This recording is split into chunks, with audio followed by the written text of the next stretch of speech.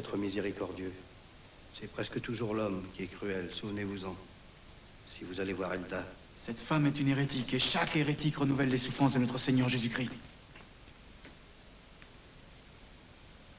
On ne saurait avoir pitié d'eux. Cette obstination n'est pas digne de vous. Ce zèle que vous mettez à observer la loi ne doit pas vous empêcher d'éprouver les sentiments humains. Dans la lutte contre l'hérésie, la justice passe avant la miséricorde. Apporte ça au comte dès ce soir. Non, maître. Cette lettre a été écrite sous l'empire de la colère.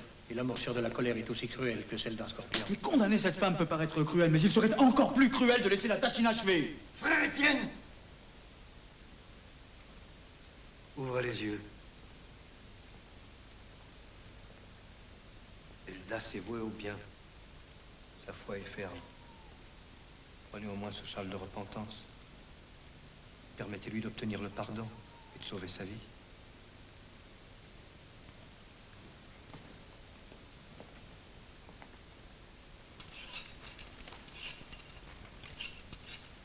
Remets ça au comte immédiatement.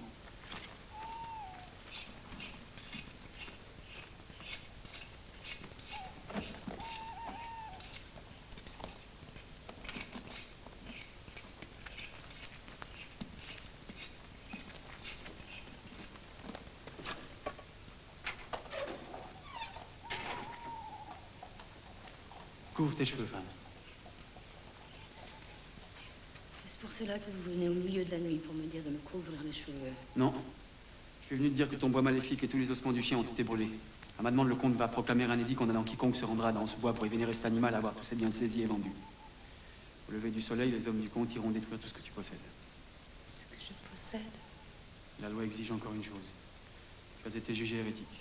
Tu seras donc remise demain à la justice séculière pour être brûlée. Pourquoi ne me brûlez-vous pas vous-même? L'Église ne dresse pas de bûcher. Je suis prêt à entendre ta confession et ton repentir. De quoi devrais-je me repentir?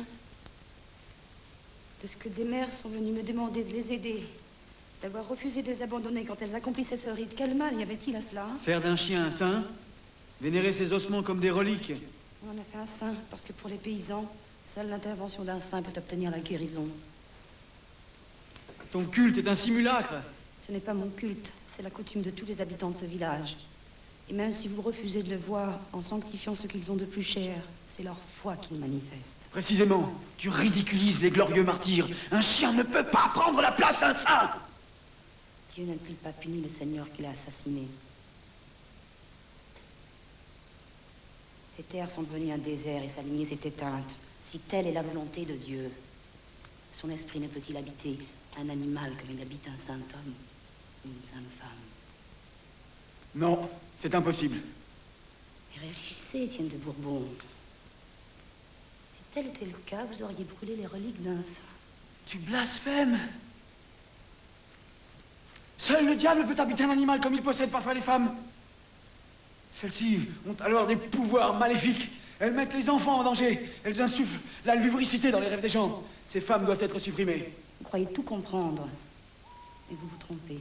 Parle à bon escient, femme, et sache qu'en prier pour ton âme immortelle. Reconnais le mal qui est en toi. Quand t'es-tu pour la première fois laissé entraîner par Satan? As-tu jamais eu des relations charnelles avec le diable? Le diable t'a-t-il jamais prise? Je vais vous dire quand le diable m'a prise. À 16 ans, on m'a fiancée à un jeune paysan.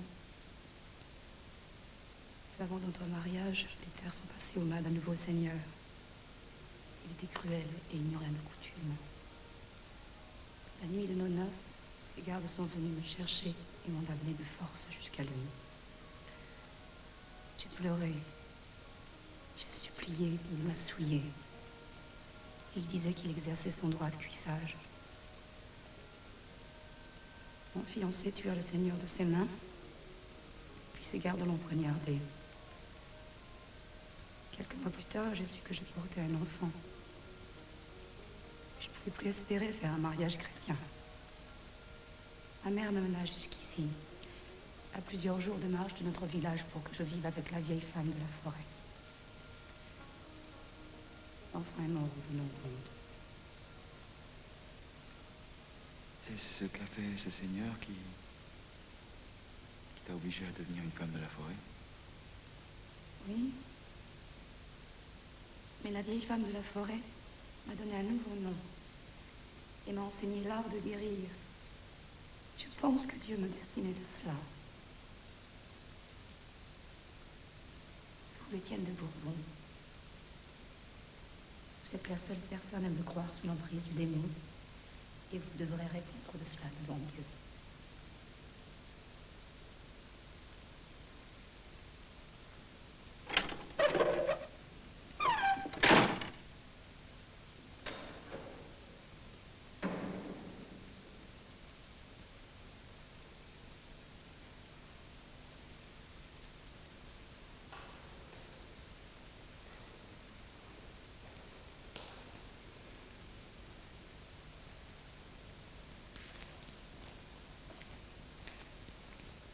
Maître.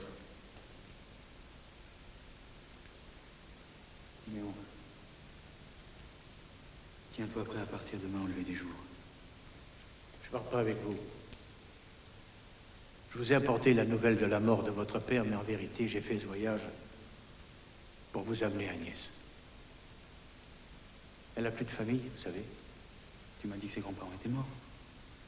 C'était les apothicaires du village. Vous souvenez-vous de cette famille? Non. Leur fille, Marguerite, cueillait les plantes sauvages dont ils avaient besoin pour leurs potions.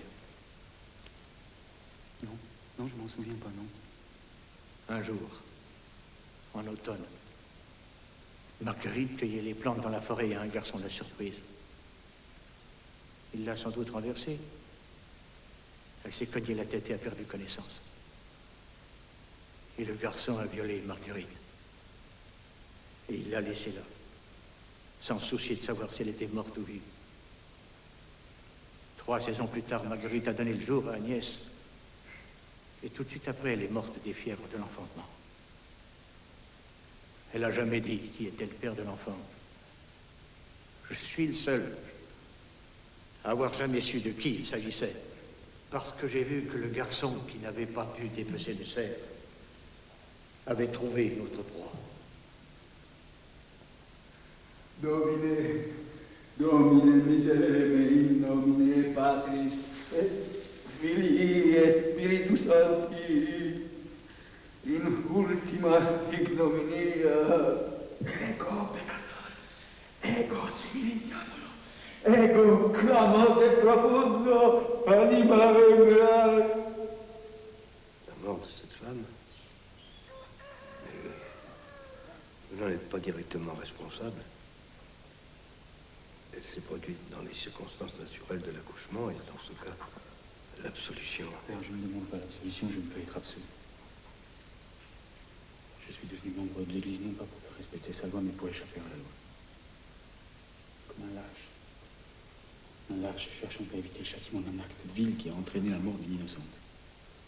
Mais Étienne, vous savez que l'Église vous accorde la possibilité de faire pénitence.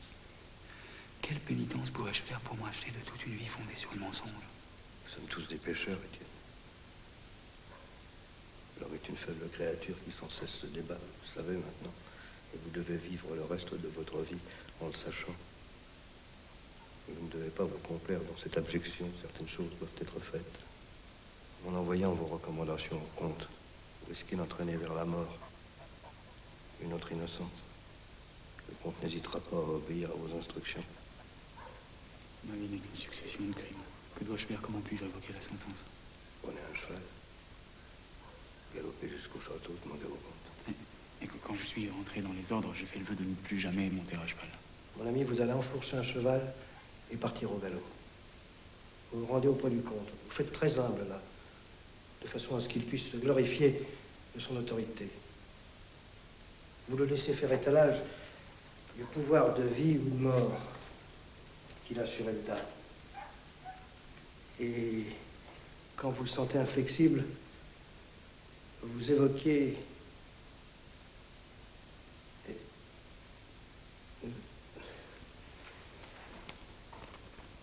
Vous évoquez la relique. La relique? Oui, c'est une précieuse pierre de la lapidation de Saint-Étienne. Cette pierre a touché le sang sacré du bienheureux martyr.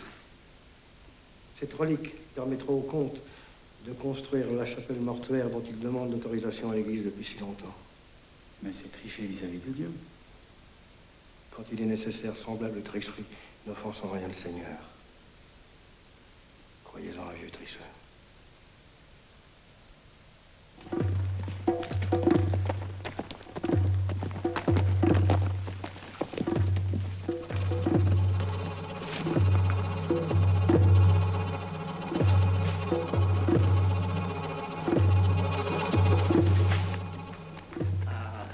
Ainsi, vous êtes venu assister au supplice du bûcher, frère Étienne. Cet artaud s'est peut-être échappé, mais grâce à vous, nous avons un autre de ces criminels. Elle doit appartenir à la même famille de mécréants que lui. Non, pas du tout. Eh bien, en attendant de retrouver l'un, nous allons brûler l'autre. Je vous félicite, frère Étienne, d'avoir débusqué cet hérétique. En fait, comte, l'Église a décidé qu'il fallait abandonner l'accusation d'hérésie lancée contre cette femme. L'Église a décidé. Entre minuit et le lever du jour, l'Église a décidé. Ne me prenez pas pour un idiot de Bourbon.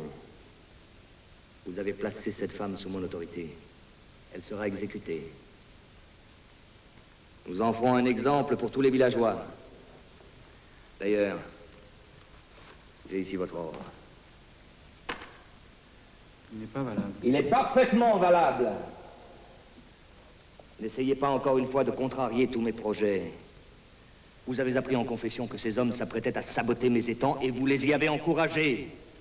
Et je parie que vous vous êtes entendu avec ce stupide curé afin de m'empêcher de construire la chapelle mortuaire pour abriter les restes de mon père, si bien que sa dépouille repose toujours en terre profane. Et maintenant, vous venez me dire que l'accusation d'hérésie doit être abandonnée, que la seule mesure légitime que vous ayez prise dans la région était une erreur.